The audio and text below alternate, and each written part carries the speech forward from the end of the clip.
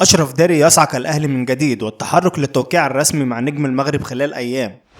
أبدى السويسري مارسيل كولر المدير الفني للفريق الأول لكرة القدم بالنادي الأهلي غضبه الشديد عقب التقرير الطبي الذي صدر من قبل الجهاز الطبي داخل الفريق الأحمر بشأن موقف أشرف داري مدافع الفريق الأحمر وموعد عودته من جديد إلى التدريبات عقب الإصابة التي تعرض لها. وتعرض أشرف داري لاعب الفريق الأول لكرة القدم بالنادي الأهلي إلى إصابة في الكاحل خلال الفترة الماضية، حيث خضع اللاعب إلى العديد من الفحوصات الطبية وأشعة من أجل الوقوف على حجم الإصابة التي تعرض لها وموقفه من المشاركة من المباريات، ولكن تلقى مسؤول النادي الأهلي صدمة بسبب نتائج الأشعة التي خضع لها. وقال الإعلامي أمير هشام مقدم برنامج بلس 90 أن المغربي أشرف داري مدافع الفريق الأول لكرة القدم بالنادي الأهلي يحتاج لفترة طويلة قبل العودة للملاعب وتجهيزه من النواحي الطبية والفنية لعدم تكرار الإصابة مرة تانية، وأن اللاعب يعد من العناصر التي يحتاجها السويسري مارسيل كولر للفريق. وأكد أمير هشام في تصريحات تلفزيونية أشرف داري يحتاج لمدة طويلة للعودة قد تصل إلى شهر ثم يعود ويتم تقييم الإصابة مرة أخرى،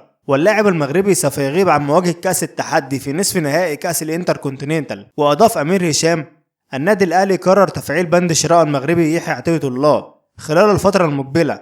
هناك قرار بتفعيل بند شراء عطية الله من سوتشي الروسي بالموسم الجديد بعد تألقه اللافت للنظر منذ وصوله. كولر سعيد بتواجد يحيى عطية الله ويرغب باستمراره، وفي حالة عدم تفعيل بند الشراء قد يتم تجديد إعارته لمدة موسم آخر. في النهاية لو عجبك الفيديو متنساش تعمل لايك وكومنت وسبسكرايب للقناة حتى يصلك كل ما هو جديد وحصري، وشكرا.